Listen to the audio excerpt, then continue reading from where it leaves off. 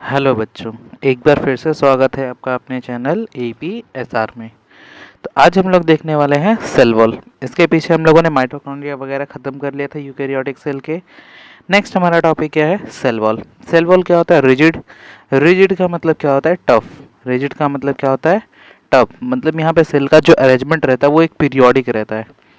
ऐसे जैसे मान लीजिए ये सब क्या है? सेल्स है।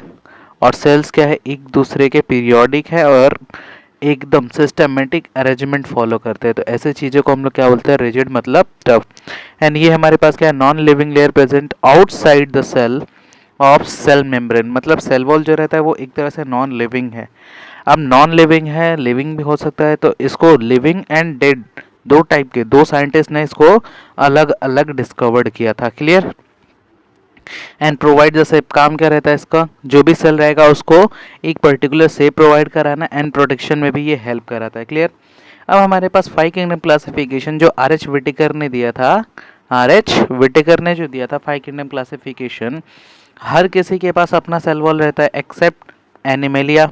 एनिमल्स के पास कोई सेल वॉल प्रेजेंट नहीं रहता है। तो सबसे पहला हमारे पास क्या था क्लासिफिकेशन में? मोनेरा यानी सोल मेंबर बैक्टीरिया। और बैक्टीरिया हम लोगों ने देखा था कि दो टाइप के होते हैं, archaebacteria and eubacteria. मतलब ancient bacteria and true bacteria. कहीं पे भी यू वर्ड लिखा रहे, यू का मतलब क्या होता है? True bacteria. एंड आर्की का मतलब ही क्या है? प्रिमिटिव। ये सब कहता है प्रिमिटिव, प्राचीन वाले जो होते हैं, पुराने वाले। क्लियर? तो इन लोगों के अंदर जो सेल वॉल बना रहता है वो बना रहता है स्यूडो। स्यूडो का मतलब क्या होता है? फॉल्स। स्यूडो का मतलब क्या होता है? फॉल्स। तो स्यूडोम्यूरिन या फिर स्यूडोपेप्टाइडोग्लाइकेन का एंड यू बैक्टीरिया जो ट्रू वाले थे उनके अंदर बना रहता है म्यूरिन या फिर पेप्टाइडोग्लाइकेन का। क्लियर? नेक्स्ट, प्रोटिस्टा के अंदर फर्दर क्लासिफिकेशन होता है। तो उसमें कुछ के पास सेल वॉल होता है, कुछ के पास नहीं होता है। तो यहाँ पे हम लोग स्पेसिफिकली बोल नहीं सकते हैं। क्लियर? नेक्स्ट हमारे पास है फंगस। फंगस के पास सेल वॉल प्रेजेंट रहता है और वो बना रहता है काइटिन का। एंड प्लांटेई के पास किसका बना रहता है? सेलुलोज का, हेमी सेलुलोज का, पेक्टिन का। तो बेसिकली हमारे पास जो बेसिक वाला रहता है वो किसका रहेगा? सेलुलोज का। एंड एनिमल्स के पास सेल वॉल एब्सेंट होता है। क्लियर? नेक्स्ट हम लोग देख रहे हैं एल्गी के अंदर सेल वॉल कैसा रहता है। तो एल्गी हमारे पास डिफरेंट टाइप का होता है। हो सकता है रेड एल्गी हो, ब्राउन एल्गी हो, ग्रीन एल्गी हो, यानी रोडोफाइसी, फायोफाइसी। तो ऐसे अलग अलग कलर पिगमेंट के प्रेजेंस पे इसका हम लोग नाम कर देते हैं। ठीक है? तो ये जो हैबिटाट इसका रहता है एल्गी का, वो कैसा रहता है? एक्वाटिक। मतलब ये फ्रेश वाटर में भी मिलता है एंड मैराइन वाटर में भी मिलता है। फ्रेश वाटर में भी मिलेगा एंड मैराइन वाटर में भी। एंड स्लाइटली क्या रहता है? डिफरेंट रहते हैं। ठीक है? नेक्स्ट, ये हम लोगों ने एग्जांपल लिया है स्पाइरोगैरा का, और स्पाइरोगैरा की मदद से हम लोग समझेंगे जो एल्गी रहता है उसका सेल वॉल किसका बना रहता है। जैसे ये हमारे पास क्या है? इसका न्यूक्लियस हो गया एंड ये इसका क्या है? मेम्ब्रेन। मेम्ब्रेन यानी यही जो है सेल को रिप्रेजेंट कर रहा है। डिफरेंट डिफरेंट सेल है, जैसे ये एक सेल हो गया, दूसरा सेल हो गया, तीसरा सेल हो गया। तो स्पाइरागैरा के पास, जैसे हमारे पास जो प्रोकैरियोटिक बैक्टीरिया थे उन लोगों के पास क्या था? Glycocalyx, cell wall and then plasma membrane. तीन चीज़ें मिला के क्या बनाते थे? प्रोटेक्टिव कैप्सूल, प्रोटेक्टिव लेयर या फिर प्रोटेक्टिव कैप्सूल। ठीक है? तो इनका जो सेल वॉल बना रहता है वो सेलुलोज का प्लस गैलेक्टेंस का बना रहता है। गैलेक्टेंस कैसा है? पॉलीमर ऑफ गैलेक्टोज रहता है। गैलेक्टेंस क्या होता है? Polymer of glucose. और ग्लूकोज किसका बना रहेगा अपने पास? वो हम लोग देखेंगे बायोमोलिक्यूल्स के अंदर। And next, mannans and calcium carbonate, जो कि एक मिनरल है, प्रेजेंट रहता है स्ट्रेंथ वगैरह के लिए। ठीक है? जैसे देखिए ये एक हम लोगों को बेसिक अरेंजमेंट दिखाई दे रहा है। जो इसमें ये जब दिखाई दे रहा है फिलामेंट्स टाइप के, ये माइक्रोट्यूब्यूल्स, इसको हम लोग बोलते हैं ये क्या है? सेलुलोज। ये क्या है हमारे पास? सेलुलोज। एंड इसके अंदर जो मैट्रिक्स मतलब साइटोप्लाज्म के जैसा जो दिखाई देता है उसको हम लोगों ने क्या बोल रखा है? मैट्रिक्स। ये जो स्कैटर दिखाई दे रहा है बीच बीच में, इसको हम लोगों ने बोल दिया है मैट्रिक्स। ठीक है? और ये मैट्रिक्स बेसिकली है किस चीज़ का बना हुआ? गैलेक्टन्स का, जो कि क्या है? Polymer of galactose. Polymer of galactose. ठीक है? एंड मैनस प्रेजेंट रहेगा इसके अंदर, कैल्शियम कार्बोनेट अभी हम लोगों ने देखा था। नेक्स्ट है प्लांट सेल वॉल। अब प्लांट के पास डिफरेंट टाइप के सेल वॉल रहते हैं। तो जो डिवाइडिंग सेल्स रहते हैं, क्योंकि इसके पास परमानेंट सेल भी होते हैं, डिवाइडिंग सेल भी रहते हैं। तो जो डिवाइडिंग सेल रहते हैं उसको हम लोग बोलते हैं मेरिस्टेमेटिक सेल, जो कि यहाँ पे मिलेगा। जैसे मान लीजिए ये रूट है, ये रूट है, रूट का इतना रीजन, ये वाला जो रीजन है इसको हम लोग बोलते हैं रीजन ऑफ इलोंगेशन। एंड यहाँ पे सेल डिवाइड होता है तो इसको हम लोग बोलते हैं रीजन ऑफ मेरिस्टेमेटिक सेल्स या फिर मेरिस्टेमेटिक रीजन। एंड यहाँ पे हमको मिलता है रूट कैप। जो सॉयल के अंदर पेनिट्रेशन कराने में हेल्प कराता है, ठीक है। तो ये जो मेरिस्टेमेटिक रीजन है यहाँ पे एक्चुअल में सेल डिवाइड होते हैं, ग्रोथ करते हैं, लेकिन ये जो रीजन रहता है यहाँ पे सेल डिवाइड नहीं करते हैं, यहाँ पे सिर्फ क्या होता है, elongation of cell, elongation of cell. And इसके पास कुछ ऐसे हेयर्स भी निकले रहते हैं, रूट हेयर्स, ठीक है। तो हमारे पास क्या है, डिवाइडिंग सेल, जिसको हम लोगों ने बोला है meristematic cell, and permanent cell जो डिवाइड नहीं होते हैं, सिर्फ इलोंग होते हैं, तो इनको हम लोग बोलते हैं पैरेन्काइमा सेल, जो कि बेसिकली यंग सेल्स हैं। Clear. In young plant cell primary cell wall present. अब हमको देखना है primary cell wall and secondary cell wall. तो जो यंग सेल रहते हैं उसके पास हमारे पास कौन से रहते हैं, प्राइमरी सेल वॉल प्रेजेंट रहते हैं, ठीक है। केमिकली प्राइमरी सेल वॉल किसके बने रहते हैं, सेलुलोज जो कि मेन पार्ट रहता है, हेमी सेलुलोज एंड पेक्टिन जो कि प्रोटीन की एक लेयर रहती है। क्लियर। जैसे ये देखिए, ये हमारे पास सेल है, ये हमारे पास सेल है, सेल के अंदर ये जो दिखाई दे रहा है ना, ये हमारा किसका बना रहता है, सेल्यूलोज का, सेल्यूलोज का, जो कि बेसिकली क्या है, माइक्रोफिलामेंट्स, जो क्या है हमारे पास, microfibrils. Clear, clear. And next ये जो स्कैटर वाला दिखाई दे रहा है, ये इसको हम लोगों ने क्या बोला है, हेमी सेल्यूलोज। एंड ये जो दिखाई दे रहा है, ये हमारे पास क्या रहता है, पेक्टिन की लेयर। क्लियर। एंड पूरे ओवरऑल मिला के हमारे पास क्या बनाते हैं, सेल वॉल। क्लियर। नेक्स्ट हमारे पास जो सेल रहते हैं ये प्लांट के अंदर बहुत अलग अलग टाइप्स के रहते हैं। जैसे पहला हम लोगों ने देखा meristematic cell, parenchymatous cell, collenchyma and sclerenchyma, जिसमें से meristematic cell and parenchyma cell young cell रहते हैं, जबकि कोलेनकाइमा एंड स्क्लेरेनकाइमा को हम लोग क्या बोलते हैं, मैच्योर सेल। मतलब यहाँ पे ये परमानेंट हो चुके हैं, ये डिवाइड नहीं कर सकते, लेकिन इनको पास डिवाइड करने की कैपेसिटी रहती है। Clear, clear. Next primary cell wall and secondary cell wall में डिफरेंस क्या होता है। प्राइमरी सेल वॉल को हम लोग क्या बोल रहे हैं, जैसे ये हमारे पास प्लाज्मा मेम्ब्रेन है सेल का, एंड सेल के ऊपर अगर एक लेयर और रहती है, ये वाली लेयर, इसको हम लोगों ने क्या बोला है, प्राइमरी सेल वॉल। इसमें एक लेयर जो थर्ड लेयर रहती है वो एब्सेंट रहती है, जो कि हमारे पास रहता है सेकेंडरी सेल वॉल। तो अगर plasma membrane and primary cell wall से प्रेजेंट है तो उसको हम लोग क्या बोल रहे हैं, प्राइमरी सेल वॉल, जो कि ये वाला जो चीज़ है ये नॉन रिजिड है। आमतौर पे जो सेल वॉल था वो हमारे पास क्या था, रिजिड, बट ये जो प्राइमरी सेल वॉल रहती है नॉन रिजिड रहती है, ठीक है, टफ नहीं रहती है। क्लियर। और यही चीज़ जब प्राइमरी सेल वॉल मैच्योर हो जाती है, परमानेंट हो जाती है, तब ये एक और लेयर बना देती है जिसको हम लोग बोलते हैं सेकेंडरी सेल वॉल। ये दिखाई दे रहा है, सेकेंडरी सेल वॉल, जो कि बेसिकली रिजिड रहता है, क्योंकि प्राइमरी सेल वॉल रिजिड नहीं थी, डिमिनिश्ड होती है। एंड उसके नीचे हमको मिलता है primary plasma membrane. Clear. Location कहाँ पे रहता है, outer to the cell membrane and made up of the cellulose, hemicellulose, pectin. Clear. जबकि हमारे पास सेकेंडरी सेल वॉल का लोकेशन क्या रहता है, cell membrane and plasma primary cell wall के बीच में। ये हमारे पास सेल मेम्ब्रेन या प्लाज्मा मेम्ब्रेन, ये हमारे पास है प्राइमरी सेल वॉल, और दोनों के बीच में हमको ये प्रेजेंट है सेकेंडरी सेल वॉल। और ये बना किसका है, लिग्निन का। किसका बना रहता है, लिग्निन का। Clear. And primary cell wall grow कर सकता है, डिवाइड कर सकता है, जबकि ये हमारे पास ग्रो नहीं कर सकता है, सिर्फ इलोंग हो सकता है, मतलब ये डिवाइड नहीं कर सकता है, क्योंकि ये हमारे पास मैच्योर सेल है, जबकि ये क्या हमारे पास यंग सेल है। क्लियर। नेक्स्ट हमारे पास है मिडिल लैमेले, मिडिल लैमेले। जैसे ये मान लीजिए एक सेल है, ठीक है, ये हमारे पास क्या है, एक सेल है, और सेल के पास ये इसका क्या है, प्राइमरी सेल वॉल। ये जो आजू बाजू दिखाई दे रही है क्या, इसके primary cell wall. Clear. And ये दोनों आपस में आजू बाजू, मतलब इसको हम लोग क्या बोलेंगे, neighbouring cells, neighbouring cells. Clear. अब नेबरिंग सेल के बीच में ये जो है, इसको हम लोगों ने बोल रखा है मिडिल लैमेले, मिडिल लैमेले। और ये हमेशा नेबरिंग सेल के बीच में ही मिलता है। कहाँ पे मिलेगा, present between two neighbouring cells and it give to cells together connection. मतलब दोनों को जोड़ने का काम कौन कर रहा है, ये मिडिल लैमेले, ठीक है, दोनों के बीच को जोड़ने का काम करता है। एंड ये बना किसका रहता है, कैल्शियम पैक्टेट का। किसका बना है, कैल्शियम पैक्टेट का। एंड आपस में इन सेल में ट्रांसफर के लिए कुछ ऐसे ट्यूब्स बने रहते हैं जिसको हम लोग बोलते हैं प्लाज्मोडेस्माटा। क्या बोलते हैं, प्लाज्मोडेस्माटा, जो कि बेसिकली साइटोप्लाज्म को एक दूसरे में ट्रांसफर करने का काम करता है। Plasmodesmata is cytoplasmic strand and cytoplasmic connection.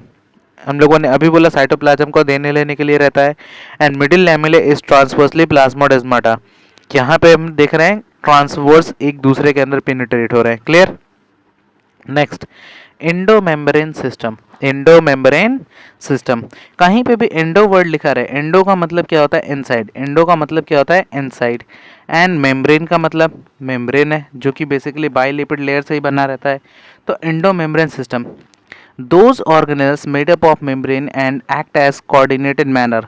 जो भी मेम्ब्रेन से बने स्ट्रक्चर्स रहते हैं और जिनका आपस में जो वार्तालाप रहता है, मतलब आपस में ये जो काम करते हैं उन लोगों में कोऑर्डिनेशन रहता है, एक साथ करते हैं, तो इसको हम लोग क्या बोलते हैं, एंडोमेम्ब्रेन सिस्टम। अब it includes Golgi body, ER यानी endoplasmic reticulum, lysosomes and vacuoles. इन सबको हम लोग मिला के क्या बोलते हैं, एंडोमेम्ब्रेन सिस्टम। जबकि हमारे पास माइटोकॉन्ड्रिया, पेरोक्सिसोम एंड प्लास्टिड, ये भी सेल के अंदर ही प्रेजेंट थे साइटोप्लाज्म में, लेकिन इन लोगों को हम लोग क्या बोलते हैं, नॉन एंडोमेम्ब्रेन सिस्टम। मतलब ये एंडोमेम्ब्रेन सिस्टम में कंसिस्ट नहीं होते हैं। सिर्फ एंडोमेम्ब्रेन सिस्टम क्या क्या कंसिस्ट करता है, Golgi body, ER, lysosomes and vacuoles, not the part of the endomembrane system. ठीक है, अब एक एक करके Golgi body, ER, lysosomes and vacuoles क्या होते हैं हम लोग एक एक करके देखते हैं। पहला हमारे पास क्या है, एंडोप्लाज्मिक रेटिकुलम, जिसको हम लोगों ने बोला है ईआर। ठीक है, एंडो अभी हम लोगों ने बोला इनसाइड, प्लाज्मिक का मतलब साइटोप्लाज्म को रिप्रेजेंट कर रहा है, प्लाज्म, एंड रेटिकुलम का मतलब क्या हो रहा है, मेम्ब्रेन। तो मेम्ब्रेन बाउंडेड ऑर्गेनेल्स जो कि साइटोप्लाज्म के अंदर रहते हैं उसको हम लोगों ने कहा बोला है ईआर। ER clear. जैसे पहले हमारे पास कंपाउंड माइक्रोस्कोप्स था, इलेक्ट्रॉन माइक्रोस्कोप्स की नियर अबाउट 1950 में डिस्कवरी हुई थी।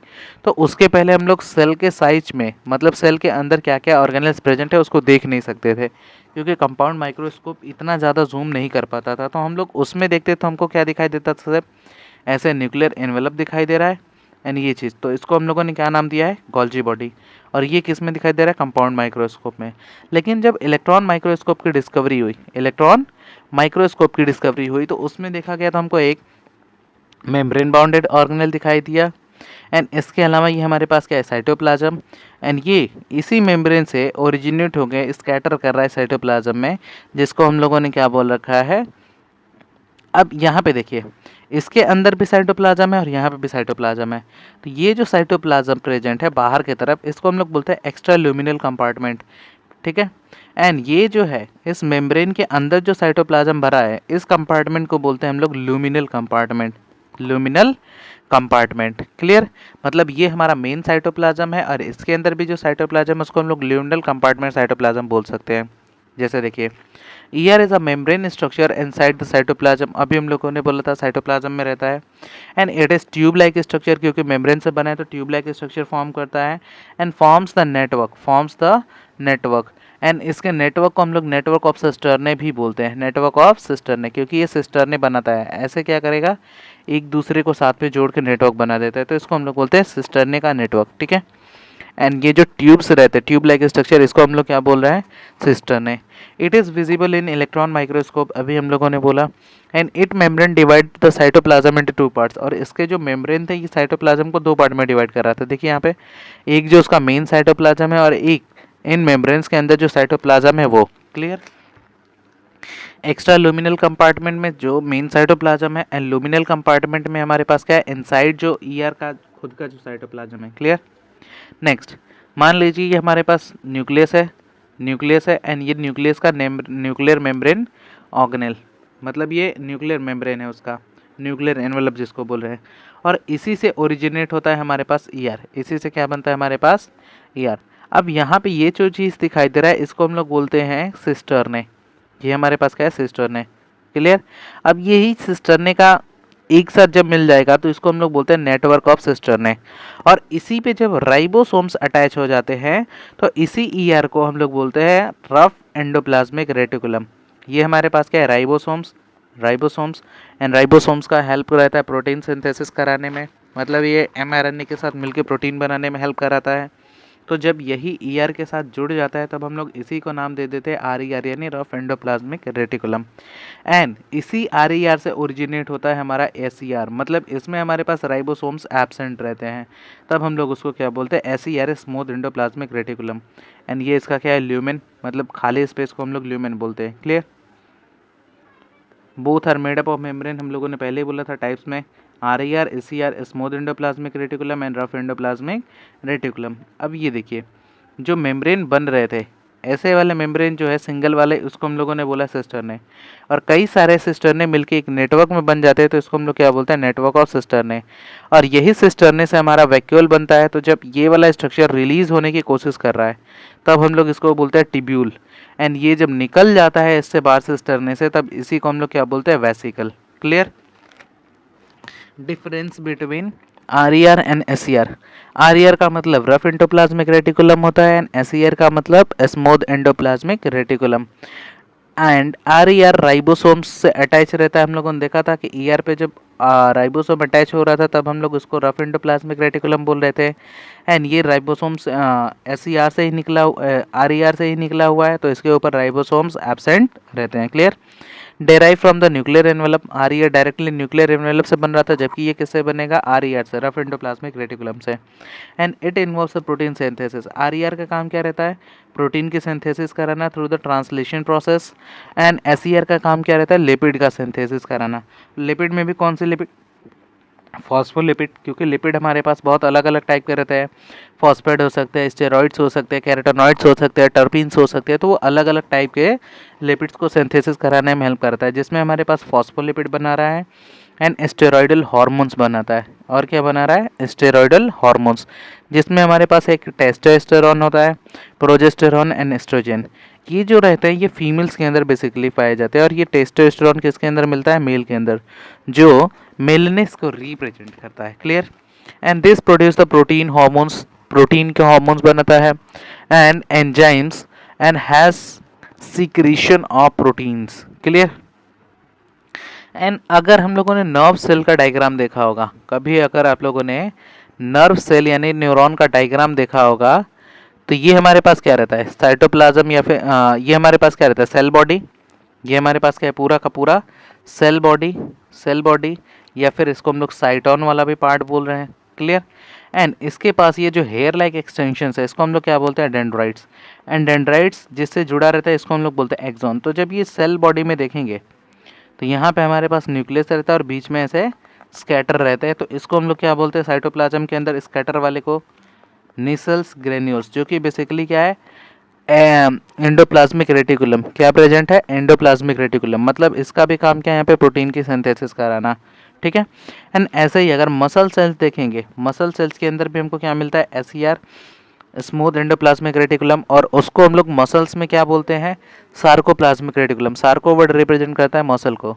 तो मसल के अंदर, मसल सेल्स के अंदर अगर ईयर प्रेजेंट है, एंडोप्लाज्मिक रेटिकुलम प्रेजेंट है, तब हम लोग उसको टर्म क्या बोलते हैं, सार्कोप्लाज्मिक रेटिकुलम। एंड इसके पास कैल्शियम 2+ प्रेजेंट रहता है। क्लियर? नेक्स्ट हमारे पास है गोल्जी बॉडी। अब गोल्जी बॉडी का नाम गोल्जी बॉडी क्यों पड़ा, क्योंकि इसकी डिस्कवरी कैमेलियो गोल्जी ने की थी 1898 में। तो इन्हीं के नाम पे इसका नाम क्या पड़ गया है, Golgi body, Golgi body. Clear?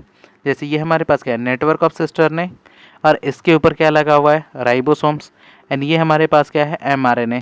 mRNA and ribosome मिलके क्या कराते हैं, प्रोटीन के सिंथेसिस यानी ट्रांसलेशन प्रोसेस से। यानी हमारे पास ये क्या है, network of cisternae, network of cisternae. And mRNA क्या है, पॉलीपेप्टाइड, मतलब ये छोटे छोटे अमाइनो एसिड्स की चेन, अमाइनो एसिड्स की चेन रहती है। एंड एक अमाइनो एसिड दूसरे अमाइनो एसिड से पॉलीपेप्टाइड चेन से जुड़े रहते हैं, मतलब पेप्टाइड चेन, पेप्टाइड बॉन्ड से जुड़े रहते हैं।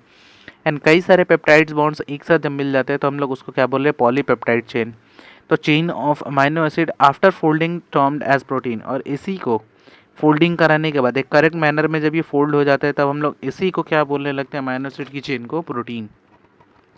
एंड इससे क्या निकलता है हमारे पास, वेसिकल। इसी से क्या हमारे पास निकलते हैं, वेसिकल्स, वेसिकल्स जिसके अंदर खुद का कुछ एंजाइम्स भरे रहते हैं। एंड ये हमारे पास क्या है, गोल्जी बॉडी। ये हमारे पास क्या है, गोल्जी बॉडी, जिसमें से ये वाला जो फेस है इसको हम लोग सिस फेस बोलते हैं, या फिर इसी को हम लोग फॉर्मिंग फेस भी बोलते हैं। ठीक है? क्योंकि ये कॉन्वेक्स है, क्योंकि अगर अपने को लेंस पढ़ा होगा तो ये हमारे पास क्या होता है, कॉन्वेक्स, एंड ये हमारे पास क्या होता है, कॉनकेव। तो कॉन्वेक्स साइड है, कॉन्वेक्स साइड है। एंड बीच वाले पार्ट को हम लोग बोलते हैं मिडिल गोल्जी। ये जो मिडिल वाला पार्ट है इसको बोला जाता है मिडिल गोल्जी। एंड इसके अंदर बहुत सारे डिफरेंट टाइप के एंजाइम्स भरे रहते हैं। तो जब ये वेसिकल इसके अंदर एंटर करता है तो अपने ये एंजाइम्स को क्या करता है, इस वेसिकल के अंदर भर देता है, इस वेसिकल के अंदर भेज देता है। और जब ये वेसिकल हर एक गोल्जी बॉडी से पास होते होते ट्रांस फेज से बाहर जब निकलता है, कौन से, ट्रांस फेज से या फिर मैच्योर फेज से जब बाहर निकलता है तो इसी वेसिकल को हम लोग नया नाम दे देते हैं और इसी को क्या बोलने लगते हैं, लाइसोसोम्स। क्या बोलने लगते हैं, लाइसोसोम्स। तो ये इसका क्या हो गया, सिस फेज, या फिर इसी को हम लोग मैच्योर फेज भी बोलते हैं।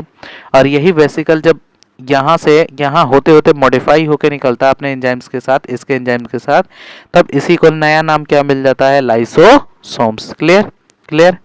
नेक्स्ट, और ये बना किससे, जिस प्रोसेस से ये इस पार से इस पार आ रहा है, इस प्रोसेस को हम लोग क्या बोल रहे हैं, sorting through which vesicle out. ठीक है। And Golgi body is a flat rectangular concentric structure जो क्या कंसिस्ट करता है, cisternae and vesicles and dense stain में भी दिखाई देता है। Clear. And number of cisternae is variable. Cisternae का नंबर यहाँ पे फिक्स नहीं होता है, हो सकता है कि वो ज़्यादा भी हो, कम भी हो सकता है, लेकिन प्लांट सेल के अंदर जो गोल्जी बॉडी का रहता है, ठीक है, वो यूनिसिस्टर्ने, मतलब यूनि का मतलब क्या होता है, सिंगल, तो यूनिसिस्टर्ने रहता है, एक ही सिस्टर्ने रहता है। क्लियर। एंड इसको हम लोग बोलते हैं क्या है, डिक्टोसोम्स। ठीक है। अब जो सिस्टर्ने था, ठीक है, गोल्जी बॉडी के अंदर ये जो चीज़ प्रेजेंट थी, इन दोनों के बीच में का जो गैप रहता है, ये यहाँ से यहाँ तक का गैप, ये नियर अबाउट 0.5 से 1.04 माइक्रोमीटर यानी 10⁻⁻6 मीटर के इक्वल। माइक्रोमीटर का मतलब क्या होता है, 10⁻⁻6 मीटर। तो इसके बीच में वैरी करता है, 0.5 से 1.04 के माइक्रोमीटर के बीच में वैरी करता है। क्लियर। अब इसका रोल क्या रहता है, first modify the protein into the glycoprotein and lipid को मॉडिफाई करके ग्लाइकोलिपिड में बनाता है, क्योंकि लिपिड हमारे पास अलग अलग टाइप के होते हैं।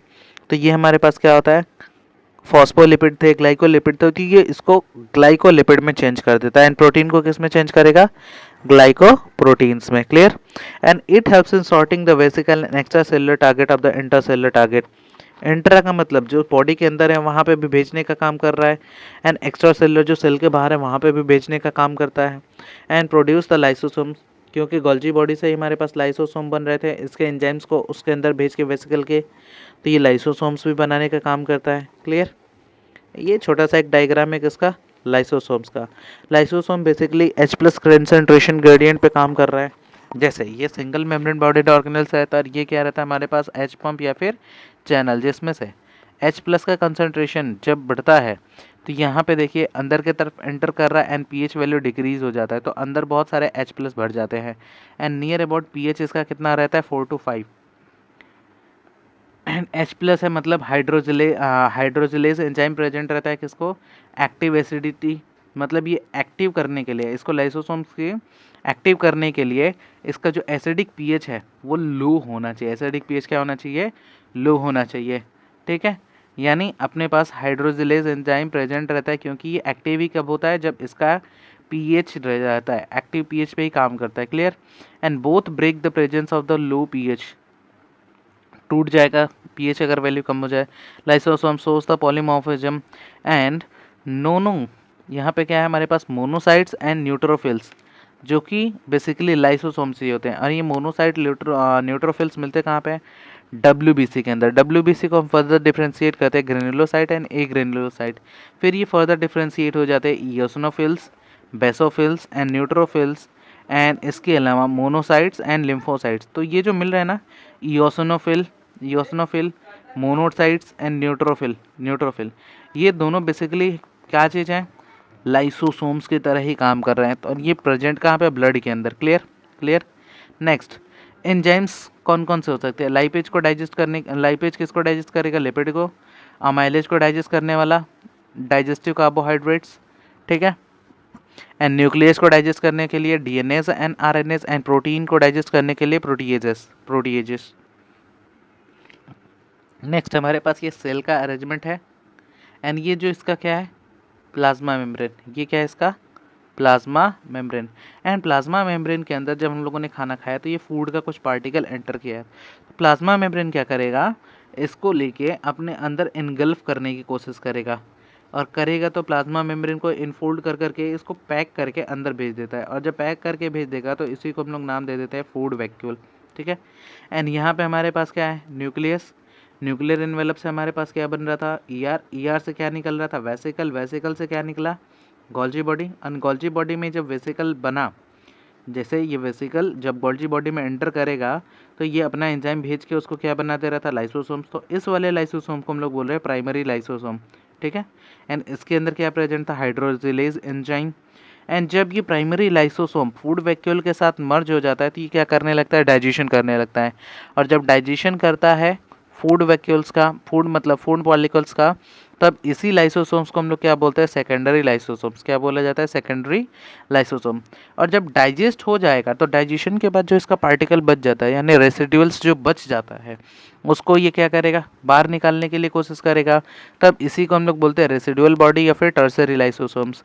एंड इसके अलावा बहुत सारे जो सेल ऑर्गेनल्स है, इसको रिसाइकलिंग की भी ज़रूरत रहती है। तो रिसाइकलिंग करने के लिए भी हमारे पास एक लाइसोसोम रहता है, जो कि basically primary lysosomes and old वाले ऑर्गेनल्स दोनों मिल के काम करते हैं रिसाइकलिंग का। एंड इसको हम लोग बोलते हैं ऑटोफेजी लाइसोसोम्स या फिर quaternary lysosomes. Clear clear. Next, types of lysosomes. पहले हम लोगों ने बोला था प्राइमरी लाइसोसोम्स काम क्या है, हाइड्रोजिलेज एंजाइम रखता है and derivative of Golgi body रहता है। सेकेंडरी लाइसोसोम डाइजेशन कर रहा था एंड रेसिडुअल बॉडी क्या रहता है, डाइजेशन के बाद जो बच जाता है उसको बाहर फेंकने का काम करने वाला है। एंड ऑटोफेजी क्या था, recycling of old organelles. Clear. Rule of lysosomes, पहला इंट्रासेलुलर डाइजेशन कर रहा है and recycling of old organelles. Intracellular digestion कैसे कर रहा था, एंडोसाइटोसिस है, ठीक है। Substance like the bacteria and the food move number and macrophage सब मोनोसाइड। ये ब्लड के अंदर का मोनोसाइड्स क्या रहता है, माइक्रोफाज, मतलब इनगल्फिंग, एक दूसरे को खाते रहते हैं। क्लियर। नेक्स्ट हमारे पास है वैक्यूल्स।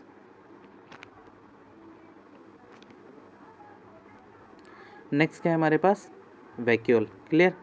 वैक्यूल क्या होता है, नाम से ही इसका क्या पता चल रहा है, वैक्यूम की तरह कुछ रिप्रेजेंट कर रहा है। तो ऐसे ही इसका काम भी रहता है बहुत सारे चीज़ों को अपने अंदर लेके उसको बाहर लेके जाना, ठीक है। वैक्यूल को हम लोग क्या बोलते हैं, स्टोर हाउस। किसी भी चीज़ को स्टोर करना है तो स्टोर करने के लिए हम लोग किसका इस्तेमाल करते हैं, वैक्यूल्स का। एंड ये किस किस टाइप का, किस किस चीज़ को स्टोर कर सकता है, वाटर को। एंड ये सैप वैक्यूल डिफरेंट टाइप का हो सकता है। एंथोसाइनिन पिगमेंट्स, पिगमेंट्स मतलब जो कलर प्रोवाइड कराने के लिए काम में आते हैं उसको हम लोग बोलते हैं पिगमेंट, केमिकली कंपाउंड्स, ठीक है। एंड कंसंट्रेशन हाई होना चाहिए। इसके पास भी क्या रहता है, कंसंट्रेशन लो रहेगा तो इसके पास भी एक चैनल या पंप रहता है, जो कंसंट्रेशन लो होगा इन साइटोप्लाज्म तब एक्टिव हो जाता है, ठीक है। Membrane bounded organelles, it is of lipid bilayer. ये भी किसका बना है, लिपिड बाइलेयर का। And vacuole for the excretory material of others. मतलब इसका बेसिक रूल क्या रहता है, एक्सक्रीट करने का काम करता है। बेसिक काम क्या रहता है इसका, एक्सक्रीशन कराना। क्लियर। एक सेकेंड, बेसिक काम क्या है इसका, एक्सक्रीशन, मतलब किसी भी चीज़ को सेल के बाहर निकालना है तो उसको वैक्यूल के अंदर पैक करके ही निकाल देते हैं, ठीक है। एंड ये अलग अलग टाइप का होता है। सैप वैक्यूल हो सकता है, टूनोप्लास्ट वगैरह। एंड कॉन्ट्रैक्टाइल वैक्यूल्स हो सकता है, फूड वैक्यूल हो सकता है। एंड गैस वैक्यूल, मतलब गैस को भी हमारे पास बाहर निकालना रहता है ना। जैसे हम लोग CO2 को क्या करते हैं, बाहर एक्सेल करते हैं, तो ऐसे हमारे बॉडी के अंदर भी तो बहुत सारे गैसेस रहते हैं। तो उन सबको अगर बाहर निकालना है तो उसको हम लोग क्या करेंगे, गैस वैक्यूल के अंदर। खाने को अगर बाहर निकालना है तो उसको फूड वैक्यूल के अंदर। जिस चीज़ का हमको रिक्वायरमेंट है उस टाइप से उसको वैक्यूल को हम लोग मॉडिफाई करते रहते हैं। तो सबसे पहले हम लोग देख रहे हैं सैप वैक्यूल। सैप वैक्यूल का काम क्या रहता है, वाटर को बाहर निकालना, और ये प्रेजेंट रहता है गार्ड सेल के पास, यानी प्लांट सेल के पास। क्लियर। फैलिसेड एंड श्रिंक, मतलब अगर गार्ड सेल जो रहता है उसका अगर सेल श्रिंक हो गया, पतला हो गया, सिकुड़ चुका है, तो उसके अंदर हम लोग क्या भेजते हैं, पानी भेजने की कोशिश करते हैं, तो वह वैक्यूल के अंदर ही थ्रू जाएगा। एंड जब इसके अंदर पानी चला जाता है तो ये क्या करेगा, टर्जिड हो जाएगा, सूज जाता है, मतलब स्वेल कर जाता है। तब इसको हम लोग अगर 200 साइड से बोल दे, ये बेसिकली गार्ड सेल ही था, तो ये हमारे पास क्या था, गार्ड सेल। गार्ड सेल वही काम कर रहा है। टोनोप्लास्ट, ये जो चैनल्स है जिसके थ्रू से ये पास करने वाला है, इसको हम लोगों ने बोला है टोनोप्लास्ट। एंड ये हमारे पास क्या है, सेल वॉल। एंड ये हमारे पास क्या है, प्लाज्मा मेम्ब्रेन या फिर सेल मेम्ब्रेन। एंड इसके अंदर ये है cytoplasm. Clear. To make the plant cell turgid, soluble salt concentration high inside the vacuoles. Concentration अगर हाई रहेगा तो एंटर करने वाला है। For this tonoplast are channel or pump. Tonoplast किसको हम लोग बोल रहे थे, चैनल या पंप। ये जो रेड कलर का दिखाई दे रहा है इसको हम लोगों ने बोला है, ठीक है। एंड सैप वैक्यूल क्या करता है, 90% volume of the plant cell, मतलब प्लांट का अगर पूरा इतना बड़ा एक सेल है तो इसका 90% एरिया खुद कौन कवर कर लेता है, सैप वैक्यूल। कौन का तो कवर कर लेगा, सैप वैक्यूल। नेक्स्ट हमारे पास है food vacuole. In amoeba food vacuole forms by the endocytosis and example इसका क्या है, मैक्रोफाज। एंडोसाइटोसिस प्रोसेस से ये क्या करने वाला है, फूड वैक्यूल से बाहर निकालने वाला है। Clear. Food vacuole just fuse with the lysosomes for the digestion. हम लोगों ने पहले ही देखा था कि पहला हमारे पास जो लाइसोसोम्स था उस फूड वैक्यूल के साथ, यानी प्राइमरी लाइसोसोम जब फूड वैक्यूल के साथ मर्ज हो जाता है डाइजेशन करने के लिए, क्योंकि उसके पास क्या प्रेजेंट था, लाइसोसोम के पास एंजाइम्स, और एंजाइम्स हमारे पास अलग अलग चीज़ों को डाइजेस्ट करने के लिए था। जैसे लाइपेज लिपिड को डाइजेस्ट कर रहा था, लाइपेज किसको डाइजेस्ट कर रहा था, लिपिड को। प्रोटीएज किसको डाइजेस्ट कर रहा था, प्रोटीन को। तो अलग अलग डाइजेस्ट करने के लिए इसके पास एंजाइम्स था। तो डाइजेशन करने के लिए फूड वैक्यूल के साथ मर्ज हो जाता है, तब इसी को हम लोगों ने बोला था secondary lysosomes. Clear clear. Next हमारे पास है contractile vacuoles. Contractile vacuole in amoeba and Euglena fresh water organisms. Fresh water organism मतलब ये क्या है, एक्वाटिक है, हैबिटेट है इसका। एंड प्रॉब्लम होता है वाटर इनर्ट सेल। अब पानी है तो इसके सेल के अंदर क्या चला जाता है, पानी चला जाता है टर्जिडिटी की वजह से।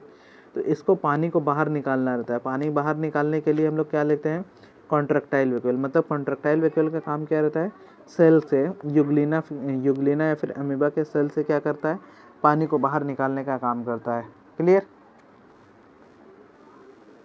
नेक्स्ट हमारे पास है माइटोकॉन्ड्रिया। सिंगुलर माइटोकॉन्ड्रिया हमारे पास प्लूरल है, सिंगुलर को हम लोग क्या बोलते हैं, माइटोकॉन्ड्रियन। अब ये जो माइटोकॉन्ड्रिया होता है ये कलरलेस होता है। मतलब इसको अगर हमको कंपाउंड माइक्रोस्कोप में देख नहीं सकते, लेकिन इलेक्ट्रॉन माइक्रोस्कोप के अंदर देखना है तो इसको स्टेनिंग करना पड़ता है। मतलब इसके ऊपर हम लोगों को कलर अप्लाई करना पड़ता है। तो स्टेनिंग करेंगे तब जाके ये हमको लाइट माइक्रोस्कोप के अंदर दिखाई देता है। Its shape is tubular or cylindrical or sausage shape. मतलब इसका शेप अलग अलग रहता है। क्लियर। सॉस शेप ऐसा कुछ देखे, खाने के लिए रहता है ना, मिलता रहता है, तो ऐसा कुछ इसका शेप रहता है, सॉस शेप। या फिर ये हो सकता है कि सिलेंड्रिकल भी मिल जाए अपने को। एंड ट्यूब शेप का तो रहता ही रहता है। क्लियर। तो इसका शेप कैसा रहता है, अलग अलग ट्यूब शेप, सिलेंड्रिकल या फिर सॉज शेप। अब एक अगर माइटोकॉन्ड्रिया के साइज की बात करें तो उसका नियर अबाउट लेंथ कितना हो सकता है, 1 मतलब ब्रेथ कितना हो सकता है, ये वाला 1 to 4 micrometre in length. And diameter कितना हो सकता है, 0.5 माइक्रोमीटर।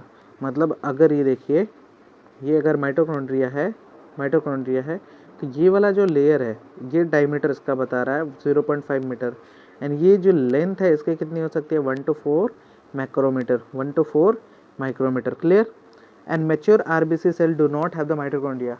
आरबीसी का जो सेल रहता है, अगर वो सेल मेच्योर है, राइबोसोम्स मेच्योर है, तो मेच्योर होने की वजह से इसके पास क्या रहता है, माइटोकॉन्ड्रिया एब्सेंट रहता है। क्योंकि एक आरबीसी के सेल के अंदर हमको भरना रहता है एचजी, हीमोग्लोबिन। क्लियर। अब हीमोग्लोबिन भरना है तो उसके लिए स्पेस चाहिए। तो अगर माइटोकॉन्ड्रिया रहेगा तो ज़्यादातर इसका स्पेस यही कवर कर लेता है।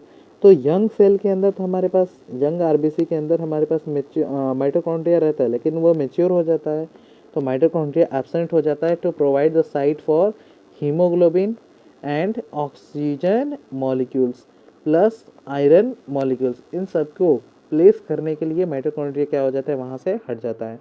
एंड दो sales shows the more physiological activities has more number of mitochondria। जो लोग ज़्यादा फिजियोलॉजिकल एक्टिविटी करते हैं, मतलब स्विमिंग, डांसिंग वगैरह, जो भी मतलब फिजियोलॉजिकल एक्टिविटी कर रहे हैं, जिम वगैरह जा रहे हैं, तो उन लोगों के अंदर हमारे पास क्या होता है, माइटोकॉन्ड्रिया का नंबर बढ़ जाता है। क्योंकि उन लोगों को एनर्जी की रिक्वायरमेंट ज़्यादा लगती है, और एनर्जी रिक्वायरमेंट ज़्यादा है मतलब एटीपी उनको ज़्यादा खर्च होगा।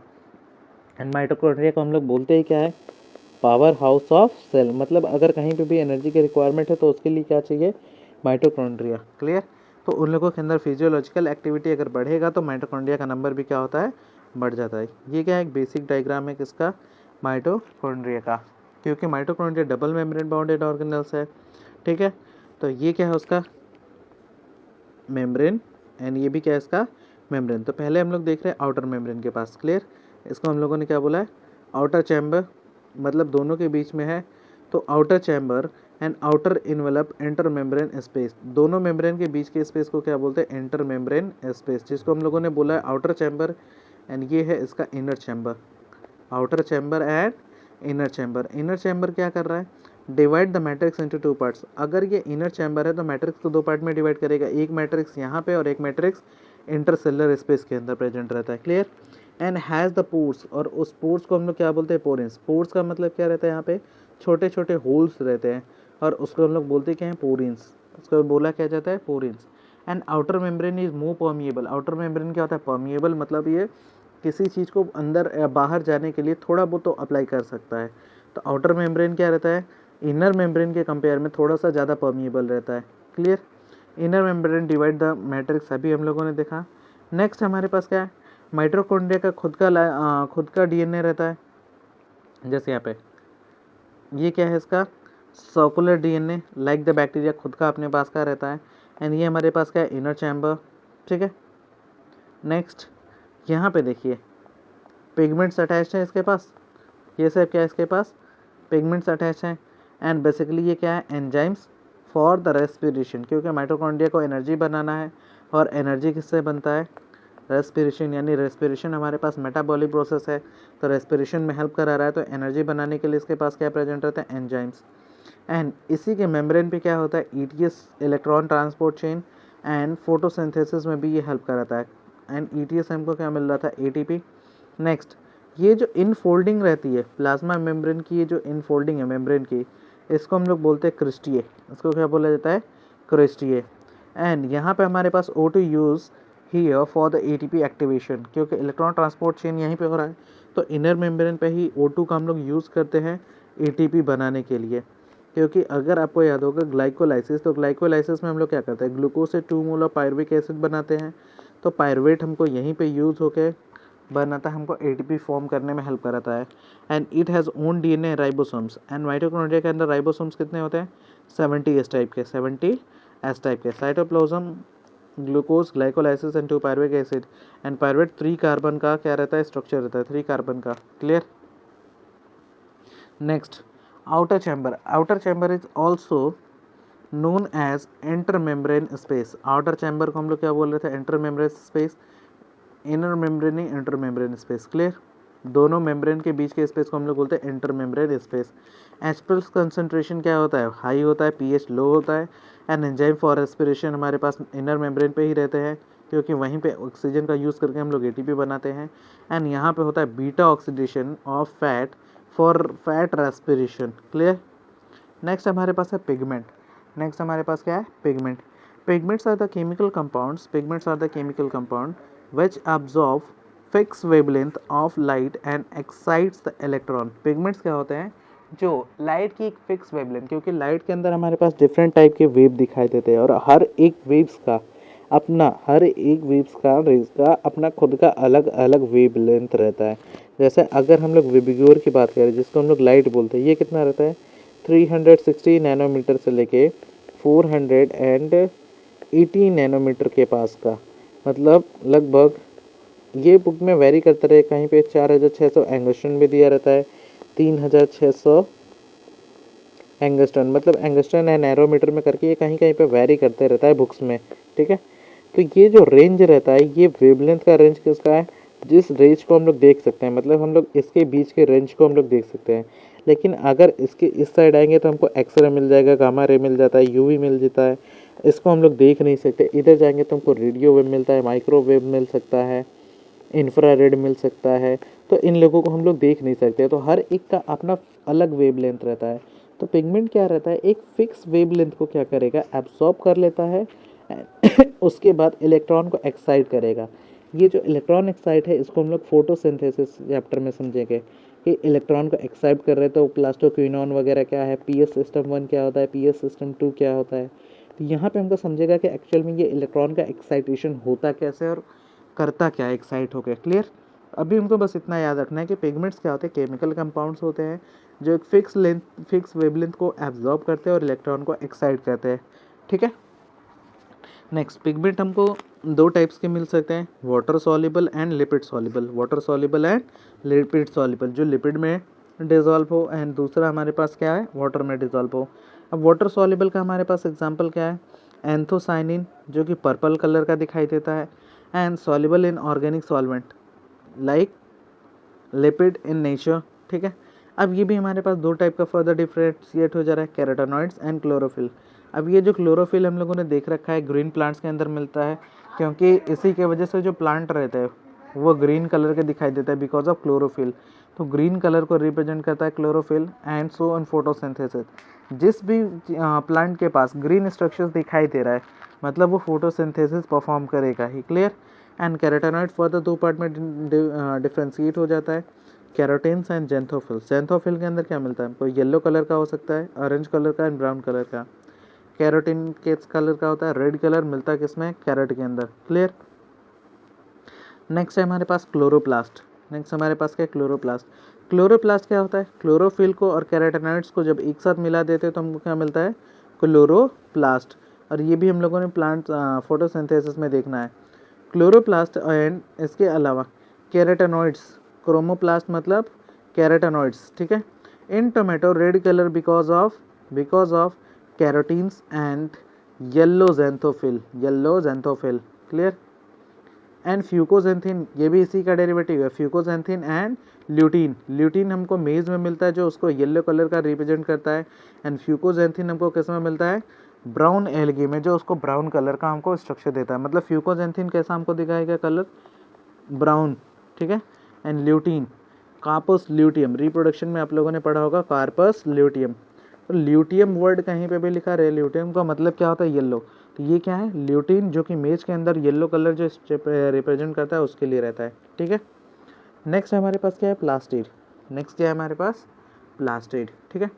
It is formed in all plant cell and euglena का भी स्ट्रक्चर हम लोगों ने देखा था, प्रोटिस्टा से फैमिली से बिलोंग करता है, ठीक है। यूग्लिना इसका एग्जाम्पल होता है।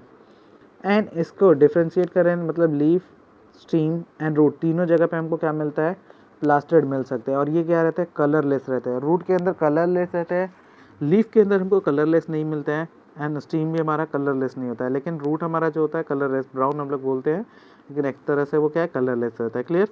It is easily visible in light microscope because large size and large colour. इसको हम लोग स्टेनिंग करने की ज़रूरत नहीं रहती, एक लाइट माइक्रोस्कोप में ईजिली हमको दिख जाता है। And it is lens or the flat shape, मतलब ये लेंस के जैसा इसका शेप रहता है, या फिर हो सकता है कि ये बिल्कुल फ्लैट हो। क्लियर। देखिए प्लास्टिड को हम लोग डिफ्रेंशिएट कर रहे हैं, पहला क्लोरोप्लास्ट, क्रोमोप्लास्ट एंड ल्यूकोप्लास्ट, तीन पार्ट्स में डिवाइड करते हैं।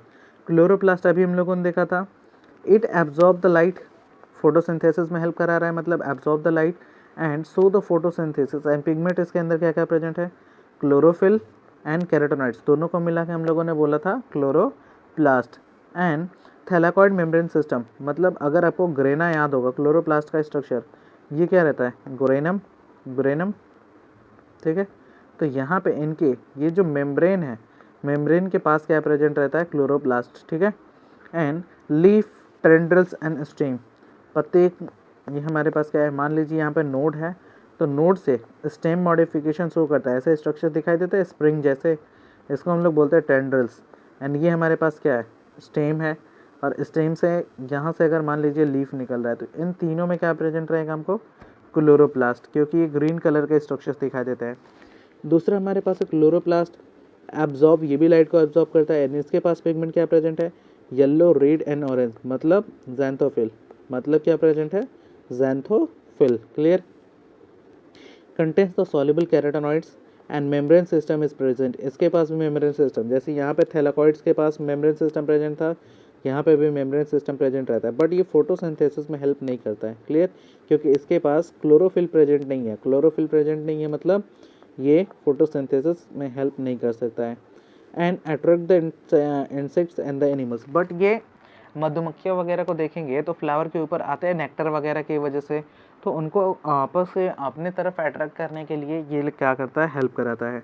एंड प्रेजेंट करता है फ्रूट्स एंड फ्लावर्स में, अभी हम लोगों ने बोला था।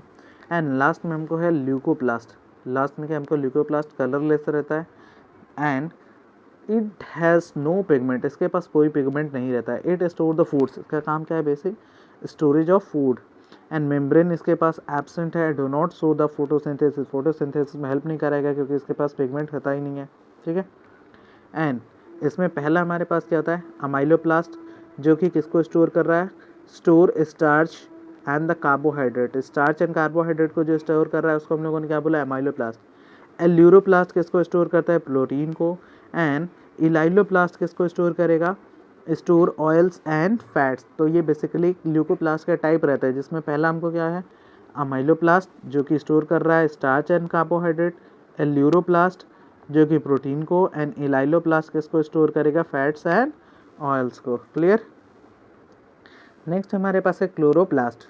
Chloroplast it is present in cytoplasm of mesophyll cell. ये हम लोग देखेंगे मीजोफिल सेल होता क्या चीज़ है, फोटोसिंथेसिस में हेल्प कराता है। फोटोसिंथेसिस चैप्टर में हमको देखना है mesophyll cell. Clear. And it is lens shaped, disc shape and cup shape. Mainly किस में मिलता है हमको, लेंस शेप का मिलता है या फिर डिस्क शेप का। कप शेप किस में मिलता है, एल्गी के अंदर स्पाइरल रिबन शेप भी मिलते हैं। ठीक है। Next, number is variable. इसका नंबर क्या रहता है, क्लोरोप्लास्ट का नंबर वेरिएबल हो सकता है पर सेल की वो किस सेल में प्रेजेंट है। एग्जाम्पल, क्लोमैडोमोनास के पास हर एक सेल के पास एक ही क्लोरोप्लास्ट प्रेजेंट रहता है, जबकि जो मीजोफिल्स रहते हैं उनके एक सेल के अंदर लगभग 20 से 40 क्लोरोप्लास्ट हमको मिल सकते हैं। एंड इसका लेंथ अप्रॉक्सीमेटली 5 to 10 माइक्रोमीटर होता है एंड इसका डायमीटर 2 to 4 माइक्रोमीटर रहता है। Clear. It is larger than the mitochondria. इसका साइज माइटोकॉन्ड्रिया से बड़ा रहता है क्लोरोप्लास्ट का, और दोनों साइटोप्लाज्म में हमको दिखाई देंगे। ये हमारे पास क्या है, माइटोकॉन्ड्रिया, एंड ये हमारे पास क्या है, क्लोरोप्लास्ट। ऐसा कुछ स्ट्रक्चर हमको सेल के अंदर दिखाई देता है। Clear. It is easily seen under microscope without staining. Stain करने की जरूरत नहीं है क्योंकि ये क्लियरली विजिबल रहता है पिगमेंट्स की वजह से। ये हमारे पास स्ट्रक्चर है किसका, क्लोरोप्लास्ट का। ये इसका क्या है, आउटर मेम्ब्रेन, क्योंकि ये भी बाई लेयर का रहता है। एंड ये क्या है, इसका इनर मेम्ब्रेन। एंड दोनों के बीच में क्या प्रेजेंट रहता है, इंटर मेम्ब्रेनस स्पेस। ठीक है। एंड जो ये बने रहते हैं दोनों मेम्ब्रेन, ये किसके बने रहते हैं, लिपिड के, लिपिड बाई लेयर। एंड इसके पास भी क्या रहते हैं, पोरिन्स, मतलब गैप्स, ऐसे वैक्यूल्स प्रेजेंट रहते हैं। क्लियर। क्लियर। एंड ये क्या कर रहा है, वाटर को अंदर ले रहा है एंड ऑक्सीजन को बाहर एलिमिनेट कराता है, क्योंकि ये क्या करेगा, फोटो सिस्टम 1 मतलब लाइसिस ऑफ वाटर करवाता है। Photo system 1 and photo system 2 में क्लियर होगा कि एक्चुअल में करता क्या है, कैसे इसमें से ऑक्सीजन रिलीज होता है, वाटर कैसे बनता है, कैसे निकलता है, क्योंकि इसी के अंदर हमको क्या चलने वाला है, dark reaction. Dark reaction. And ये क्या हमारे पास है, पिगमेंट प्रेजेंट है, क्लोरोप्लास्ट जिसको हम लोग बोल रहे थे। एंड एक को हम लोग क्या बोलते हैं, थैलाकॉइड, एंड पूरे बंच को क्या बोलते हैं हम लोग, ग्रेनम। एंड इसके अंदर ये जो गैप दिखाई दे रहा है इसको हम लोग क्या बोलते हैं, ल्यूमेन। ल्यूमेन। एंड ग्रेनम के पास क्या हो रहा है, light reaction, light reaction. And इसके मैट्रिक्स यानी क्लोरोप्लास्ट के साइटोप्लाज्म में क्या होता है, डार्क रिएक्शन। ग्रेनम के ऊपर यानी ये जो थैलाकॉइड्स है इनके मेम्ब्रेन पे चलता है लाइट रिएक्शन, लेकिन इसका जो ये मैट्रिक्स वाला पार्ट है जो इसका साइटोप्लाज्म है, इसके अंदर क्या होता है, डार्क रिएक्शन। एंड इसके साइटोप्लाज्म को, मैट्रिक्स को क्या बोला जाता है, स्ट्रोमा। स्ट्रोमा। एंड जो दो ग्रेनम को एक साथ जोड़ता है इसको हम लोग बोलते हैं स्ट्रोमल लैमेले। एंड ये हमारे पास क्या है, नॉर्मल। ठीक है। एंड इसके पास भी अपना DNA, double standard DNA present रहता है, आरएनए भी प्रेजेंट रहता है, एंड प्रोटीन भी इसके पास प्रेजेंट रहता है। ये क्या है, इसके पास खुद का राइबोसोम्स रहता है जो कि 70S टाइप का रहता है। क्लियर। नेक्स्ट हमारे पास है स्ट्रोमा। अब स्ट्रोमा में क्या क्या चीज़ है, stroma, stroma present for the dark reaction and Calvin cycle, क्योंकि इसके स्ट्रोमा में क्या चल रहा है, Calvin cycle and dark reaction. And main enzyme is RuBisCO. ये जो है एंजाइम ये हेल्प कराता है फोटोसिंथेसिस में, रोबिस्को। ठीक है। And most abundant nature, most abundant in nature मतलब सबसे ज़्यादा पाया जाता है रोबिस्को। क्लियर। प्लांट्स के अंदर, एनिमल्स के अंदर क्या मिलता है, कोलेजन। एंड इसके अलावा प्लांट्स में क्या मिलता है, Rubisco. Second most abundant protein माना जाता है ये। डार्क रिएक्शन में क्या होगा, शुगर फॉर्म होता है, कार्बोहाइड्रेट्स बनते हैं। एंड ये कहाँ पे होता है, स्ट्रोमा के अंदर, मतलब सिंगल डबल स्ट्रैंडर्ड डीएनए रहता है, सिंगल रहता है लेकिन डबल स्ट्रैंडर्ड डीएनए रहता है। और राइबोसोम 70S होता है, प्रोटीन सिंथेसिस में हेल्प करा रहा है। And in chloroplast transcription, in chloroplast transcription enzyme for the protein synthesis, ribosomes has enzymes that is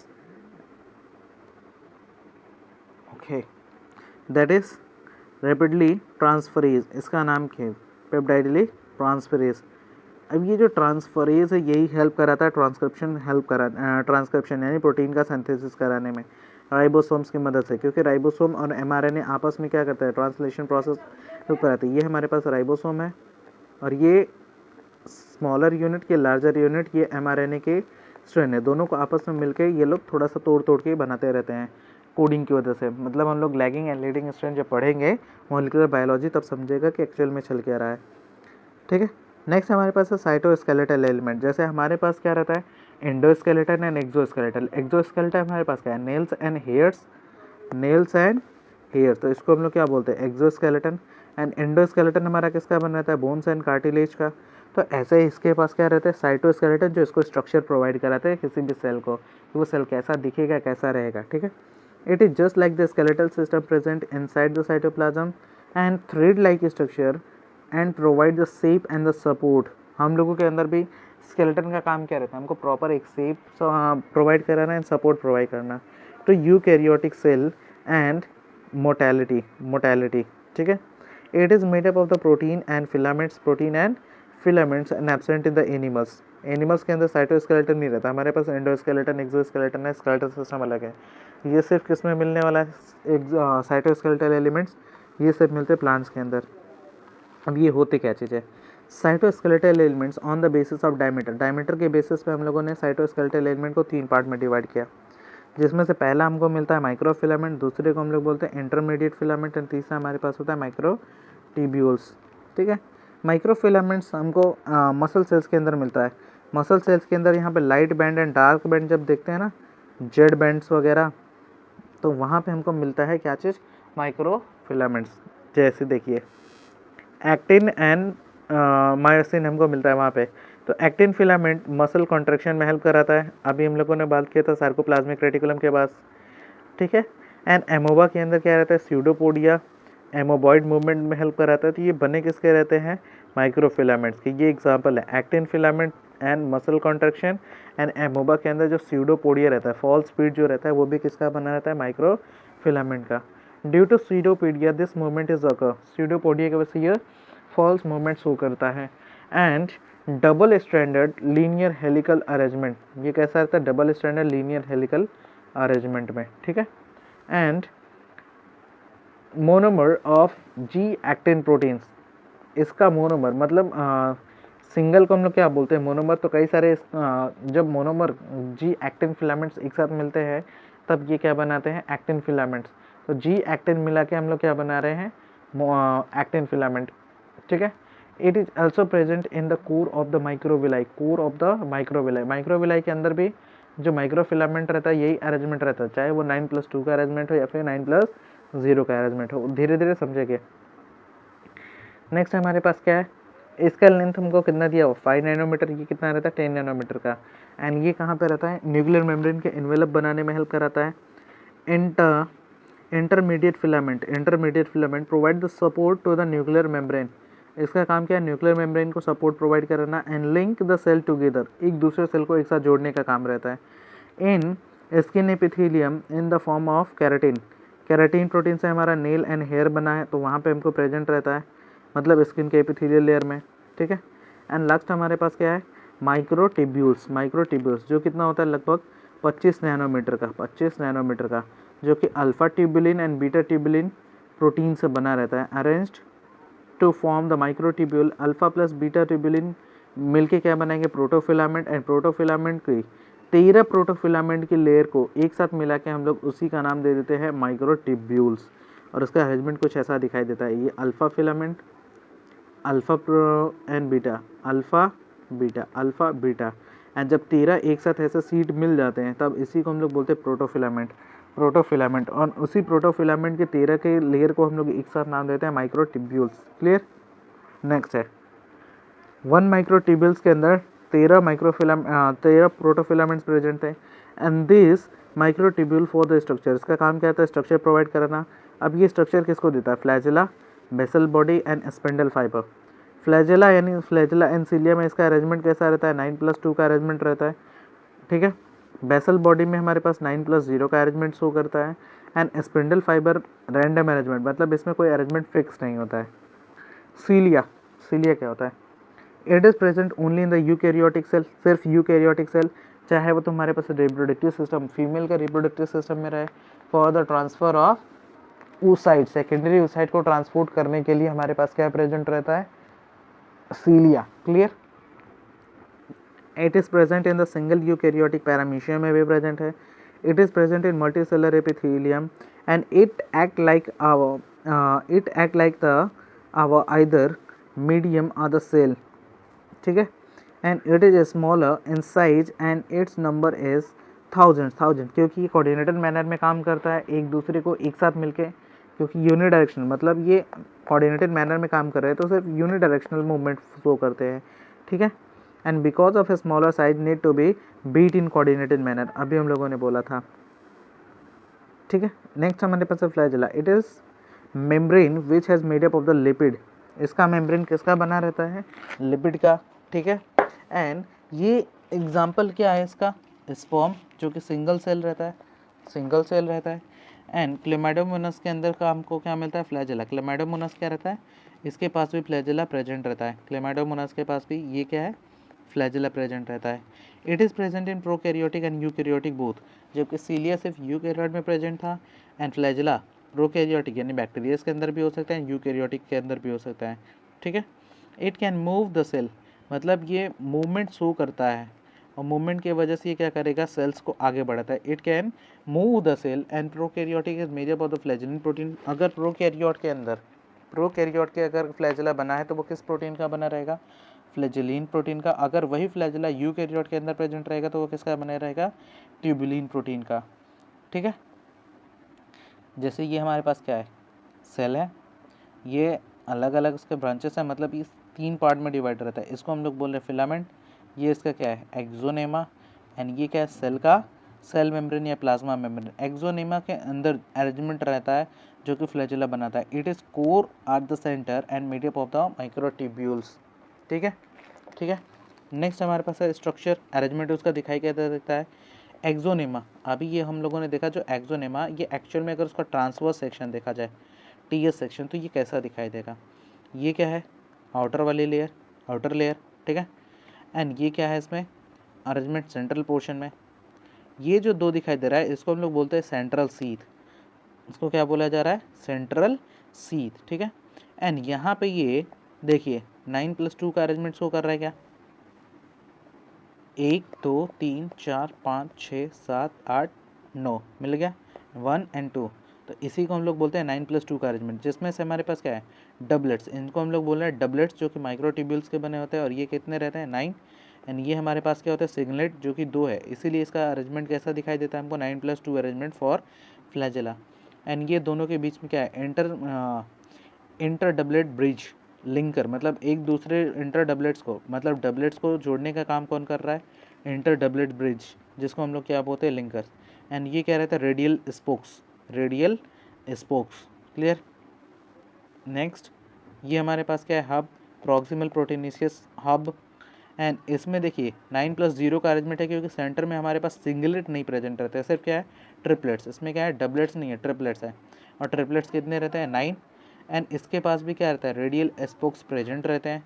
अगर 9 हमारे पास ट्रिपलेट्स है तो रेडियल स्पोक्स भी हमारे पास कितने होंगे, 9। एंड इसके पास भी लिंक करने के लिए हमारे पास क्या रहता है, इंटरमीडिएट ब्रिज रहता है या फिर लिंकर रहता है। 9+0 अरेंजमेंट अपीयर लाइक द कार्टविल, चक्के के जैसा दिखाई दे रहा है, इसीलिए इसको क्या बोला जाता है, appear like the cartwheel. And centriole and the basal body में प्रेजेंट रहता है। Centrosome is a membraneless organelle, centrosome is a membraneless organelles, इसके पास कोई मेम्ब्रेन नहीं था। It is formed of 2 perpendicular arrangement of carotene centrioles and it is surrounded by the amorphous proteinaceous space पर पेरीसेंट्रल space. ये चीज़ हम लोग जब सेल डिवीजन पढ़ते हैं तो वहाँ पे हमको दिखाई देता है ये चीज़। ठीक है। इसी से स्पिंडल फाइबर ओरिजिनेट होने वाला रहता है, तो वही चीज़ है। ये हमारे पास क्या 9+0 अरेंजमेंट रहता है, 9+0 अरेंजमेंट जो कि अरेंज रहता है परपेंडिकुलरली ऐसे अरेंज है, मतलब ये बेस है और ये परपेंडिकुलर अरेंज रहता है, तो अपन लोग इसी को क्या बोल देते हैं, सेंट्रियोल।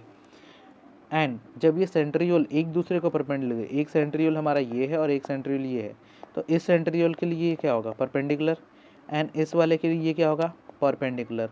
तो दोनों आपस में क्या है, परपेंडिकुलर रहता है। पेरीसेंट्रिक मैट्रिक्स, इसके मैट्रिक्स को क्या बोला जाता है? Pericentric matrix. पेरी का मतलब होता है चारों तरफ, तो ये सेंटर वाले के चारों तरफ है ना, इसीलिए इसको बोला गया पेरीसेंट्रिक मैट्रिक्स, सेंट्रोसोम। अब यहाँ पे ये सेंट्रियोल है, सिंगल है, लेकिन जब दो आपस में परपेंडिकुलरली अरेंज हो जाएंगे तब इसी को हम लोग क्या बोल देते हैं? सेंट्रोसोम। एंड पेरीसेंट्रियोलर स्पेस, आजू बाजू के स्पेस को हम लोगों ने बोला है। एंड इसके पास ये क्या दिखाई दे रहा है? निकल रहा है एस्ट्रल, एस्ट्रल। तो जब इसी सेंट्रोसोम के ऊपर ये जो माइक्रोट्यूब्यूल्स है अरेंज हो जाते हैं तब इसके पूरे को हम लोग क्या बोलते हैं? एस्टर। एस्टर का मतलब होता है स्टार शेप, एस्टर का मतलब क्या होता है? Star shape. क्लियर। नेक्स्ट हमारे पास है micro bodies. Micro bodies, a small membrane bounded vesicles that can be found in both plant cell and animal cell. Micro bodies क्या रहते हैं? प्लांट सेल में भी प्रेजेंट रहते हैं, एनिमल सेल में भी प्रेजेंट रहते हैं। एग्जाम्पल इसका है पेरोक्सिसोम्स। इसका काम क्या रहता है? Help in peroxide metabolism. Peroxide का मतलब क्या होता है? H2O2 को हम लोग क्या बोलते हैं? पेरोक्साइड। ठीक है, तो इसके मेटाबॉलिज्म में हेल्प कराता है, क्योंकि हाइड्रोजन पेरोक्साइड हमारे लिए टॉक्सिक होता है, तो उसको हम लोगों को सेव करने के लिए हमको किसके हेल्प करना पड़ता है? पेरोक्सिसोम्स का। तो इसका काम रहता है इसको डिटॉक्सिफाई करना। It is first discovered by the Christian Duve in 1965 and term as the Duve, नाम थे साइंटिस्ट का। And 0.5 to 1 micrometre in diameter and 70 to 100 पर सेल। एक सेल के अंदर हमारे पास पेरोक्सिसोम्स कितने मिलते हैं? 70 to 100। नेक्स्ट हमारे पास क्या है? न्यूक्लियस। नेक्स्ट हमारे पास क्या है? न्यूक्लियस। न्यूक्लियस क्या होता है? Nucleus consist of the central and more dense part of the cell. बिल्कुल सेल के क्या हो गया? सेल की ये जो सेंटर वाला पोर्शन है ये हमारे पास न्यूक्लियर है, और ये क्या रहता है? हमारा न्यूक्लियर मेम्ब्रेन। ये क्या रहता है? एकदम सेंट्रल पार्ट रहता है और डेंस है, क्योंकि आपस में बहुत ज़्यादा अरेंज है। यहीं पे हमको जेनेटिक मटेरियल मिलता है न्यूक्लियस का। And part of the cell. ठीक है, it is usually double membrane bounded structure and rounded. अभी हम लोगों ने बोला called as the brain of the cell. इसको हम लोग और क्या बोलते हैं? सेल का ब्रेन बोलते हैं, सेल का ब्रेन बोलते हैं। जैसे हम लोग कंप्यूटर देखते हैं तो कंप्यूटर में क्या मिलता है? CPU, central processing unit. And CPU को हम लोग क्या बोलते हैं? Brain of computer. मदरबोर्ड को हम लोग क्या बोलते हैं? Heart of the computer. तो ऐसे इसके पास भी जो न्यूक्लियस रहता है, न्यूक्लियस को हम लोग क्या बोलते हैं? सेल का ब्रेन। ठीक है, and most of the cells have the nucleus except the mature RBC. इसके हम लोगों ने पहले ही बात किया था कि mature RBC, mitochondria nucleus absent रहते हैं, क्योंकि उसमें हमको haemoglobin and oxygen molecules and iron molecules को हम लोगों को इंसर्ट करना रहता है। तो इसके लिए वहाँ पे क्या रहता है? मेच्योर आरबीसी के अंदर न्यूक्लियस एंड माइटोकॉन्ड्रिया एब्सेंट रहता है। क्लियर। एंड पैरामीशियम के पास दो न्यूक्लियस प्रेजेंट रहते हैं एक साथ। कंपोनेंट्स ऑफ न्यूक्लियस क्या क्या रहते हैं? Chromatin, nucleolus, nuclear membrane and nucleoplasm. जैसे सेल के साइटोप्लाज्म को हम लोग सेल के जो अंदर लिक्विड प्रेजेंट था उसको हम लोगों ने प्लाज्म को क्या बोला था? साइटोप्लाज्म। तो न्यूक्लियस के प्रेजेंट रहेगा तो उसको हम लोग क्या बोलते हैं? न्यूक्लियोप्लाज्म। ठीक है, ये हमारे पास है एक बेसिक रिप्रेजेंटेशन ऑफ सेल। ये हमारे पास क्या? Nucleoplasm, nucleoplasm. एंड इसको हम लोग बोले हैं nucleolus. One or more dense spherical membrane bounded organelles. And ये क्या है इसका? Chromatin. Chromatin thread like structures रहते हैं क्रोमेटिन, जिसको हम लोग न्यूक्लियो प्रोटीन से बना रहता है। क्लियर। एंड ये तो हम लोगों ने पहले ही देखा था कि न्यूक्लियर एनवेलप जब फर्दर डिफ्रेंशिएट होता है तो क्या बनता है? ईआर। ईआर, ये हमारे पास है ईआर। ये इसका आउटर मेम्ब्रेन है, इनर मेम्ब्रेन है न्यूक्लियर एनवेलप का। एंड दोनों के बीच में प्रेजेंट स्पेस को हम लोग बोलते हैं perinuclear space, perinuclear space. And laminal nuclear lamina, nuclear pore. कहीं कहीं पे न्यूक्लियर मेम्ब्रेन खुला रहता है जहाँ से हम लोगों को क्रोमेटिन बाहर आने वाला था, तो उसको हम लोग क्या बोलते हैं? Nuclear pore. एंड ये तो हम लोगों ने पहले ही देखा था, एंडोप्लाज्मिक रेटिकुलम राइबोसोम से अटैच रहता है। Chromatin on slide strand with the hemotoxins, hematoxylins and eosins, the nucleus stains dark purple. मतलब इन दोनों का स्टेनिंग करने पे ये जो स्टेन है ये डार्क पर्पल कलर का दिखाई देता है, or blue, while the cytoplasm is usually stain pink. Cytoplasm हमको कैसा दिखाई देता है? पिंक कलर का। ठीक है, and nuclei appear to be made up of delicated network of fibres. Fibres के कई सारे नेटवर्क से मिलकर क्या बना है हमारा? न्यूक्लियाई। न्यूक्लियाई दो अगर एक साथ मिल जाते हैं तो उसको क्या बोलते हैं? Nuclei. The material making of the fibre and the network is called as the chromatin. Chromatin के ही नेटवर्क को मिला के हम लोग क्या बनाने वाले हैं, क्रोमोसोम्स। तो क्रोमेटिन हमारे पास क्या होता है, हेटेरोक्रोमेटिन एंड यूक्रोमेटिन, मतलब ये ट्रू क्रोमेटिन होता है, ये हमारे पास क्या है, heterochromatin, heterochromatins. Clear. Nuclei is made up of the heterochromatin, जो न्यूक्लियाई बना रहता है वो किसका बना रहता है, हेटेरोक्रोमेटिन्स का, and called the close fuse nuclei. Chromosomes, each human cells contains the 2.2 metre long DNA, 2.2 metre long DNA को हम लोग न्यूक्लियस के अंदर फिक्स करते हैं, जो कि बहुत ही ज़्यादा माइक्रोमीटर से भी ज़्यादा छोटा होता है। Clear. DNA is basically condense to form the chromatin. DNA हमारे पास एक्चुअल में क्रोमेटिन से हमको कंडेंस करके क्या बना रहे हैं, क्रोमेटिन ही, हेटेरोक्रोमेटिन, यूक्रोमेटिन, एंड इसी क्रोमेटिन से हमको क्रोमोसोम बनाना है, तो हम लोग इसी से जीन बनाते हैं, जीन से हम लोग क्या बनाते हैं, डीएनए, और डीएनए से कंडेंस करके बनाते हैं क्रोमोसोम। ठीक है। Most of the proteins in the chromatin is histone protein. Histone protein हम लोग ऑक्टामोर इसका फॉर्म देखने वाले हैं। Some non histone proteins are also present and the chromatin network in the nucleus becomes condensed. पहले हम लोगों ने बोला प्रोटीन क्या होता है, ये जो क्रोमेटिन है कंडेंस हो जाता है, तो यही क्रोमेटिन क्या बनाएगा, जीन्स, जीन से हमको बनता है डीएनए, और डीएनए से हमको क्या बनने वाला है, क्रोमोसोम। ठीक है। Member of the thread like structures called at the chromosomes. The number of chromosomes in each cell is fixed given species, मतलब हर एक गिवन स्पीसीज में हमारे पास नंबर ऑफ क्रोमोसोम फिक्स रहता है। जैसे हमारे पास क्या रहता है, 23 पेयर्स, जिसमें से हमारे पास 22 ऑटोसोम्स होते हैं और एक हमारे पास एक्स क्रोमोसोम होता है। तो 46 in number and 23 in pairs, जिसमें से हमारे पास है diploid cell and haploid cell. Haploid का मतलब पेयर में हम लोग बोल रहे हैं, एन को हम लोग क्या बोलते हैं, हैप्लॉइड, एंड डिप्लॉइड का मतलब होता है 2n। Clear.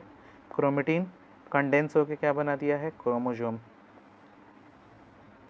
In 46 chromosome 44 chromosomes are called as the autosomes and 6 chromosome, 6 chromosome क्या है, एक्स एंड वाई, जिसमें से वाई मेलनेस को रिप्रेजेंट करता है, एक्स फीमेल्स को रिप्रेजेंट करता है, femaleness. And each chromosome consist of the 2 parallel root like element that are the chromatids. अब ये जो क्रोमेटिड है, किसी के पास सैटेलाइट होता है, किसी के पास नहीं होता। सैटेलाइट क्या है, non Stenik reason, secondary contraction, मतलब ये हमारे पास क्या है, प्राइमरी कॉन्ट्रैक्शन था, एंड यहाँ पे हमको क्या दिखाई दे रहा है, secondary contraction. And help in identification of individual chromosome, एक एक क्रोमोसोम को पहचानने में हेल्प कराता है सैटेलाइट, लेकिन ये हर एक में प्रेजेंट नहीं रहता है। प्राइमरी सेंट्रियोल सेंट्रोमियर, जिसको हम लोग बोल रहे हैं प्राइमरी कॉन्स्ट्रक्शन, एंड इसके पास कुछ लेयर लगे रहते हैं आजू बाजू, यहाँ से स्पिंडल फाइबर ओरिजिनेट होता है, तो स्पिंडल फाइबर ओरिजिनेट होकर इसी पे चिपकता है, जिसके पास हम लोग इसको क्या बोलते हैं, कैनेटोकोर्स। ठीक है। आपस में इन दोनों को हम लोग बोलते हैं सिस्टर क्रोमेटिड्स, लेकिन यही सिस्टर क्रोमेटिड्स दो अलग अलग क्रोमोसोम्स के रहेंगे, तो इसी को हम लोग नाम दे देते हैं नॉन सिस्टर क्रोमेटिड्स। ठीक है। And proteinaceous disc surrounding the centromere called the kinetochore, जिससे स्पिंडल फाइबर अटैच होने वाला है, and provide the site for the attachment of spindle fibre, एक को हम लोग बोलते हैं chromosomal arm. Only few chromosome have the secondary constriction, जिसको हम लोगों ने सैटेलाइट बोल रखा है, एंड दो centromere which have the satellite called as the sat chromosome, जिसके पास सैटेलाइट प्रेजेंट रहता है उस क्रोमोसोम को हम लोग क्या बोलते हैं, sat chromosome. Rich in adenine and thymine, ये हमारे पास क्या है, नाइट्रोजनस बेसिस, क्योंकि हमारे पास डीएनए के अंदर टोटल 4 है, adenine, guanine, cytosine and thymine. तो एडेनाइन एंड थाइमाइन क्या रहता है, रिच रहते हैं किसमें, सैड क्रोमोसोम के अंदर। ठीक है। Types of chromosome based on the position of the centromere, centromere के बेस पे हम लोग क्रोमोसोम्स को डिवाइड करते हैं अलग अलग पार्ट में। अगर वो बीच में रहता है तो बीच को हम लोग क्या बोलते हैं, मेटा। तो अगर सेंट्रोमियर बीच वाले पोर्शन में रहता है तो उसको हम लोग बोलते हैं metacentric. 2 arms are equal in length. अगर वो बीच से थोड़ा सा इधर उधर हो जाए, मतलब आगे की तरफ चला जाए, तो उसको हम बोलते हैं सब metacentric. 1 arm is slightly shorter than other. And अगर वो ज़्यादा ही बाहर की तरफ चला जाए तो उसको हम लोग बोलते हैं acrocentric. 1 arm is much shorter than the other arm. अगर वो बाहर चला जाए, मतलब एक तरफ का आर्म दिखाई ना दे और दूसरी तरफ से आर्म दिखाई दे, तो उसको हम लोग बोलते हैं telocentric. Each chromatid has only one arm and the centromere is at the end of the chromosome, बोले ना एक साइड का खत्म ही हो जाता है आर्म, तो हम लोग उसको क्या बोलते हैं, टीलोसेंट्रिक। ठीक है। ये चैप्टर यहाँ पे होता है अपना ख़त्म। नेक्स्ट चैप्टर हम लोग बात करेंगे बायोलॉजिकल क्लासिफिकेशन की।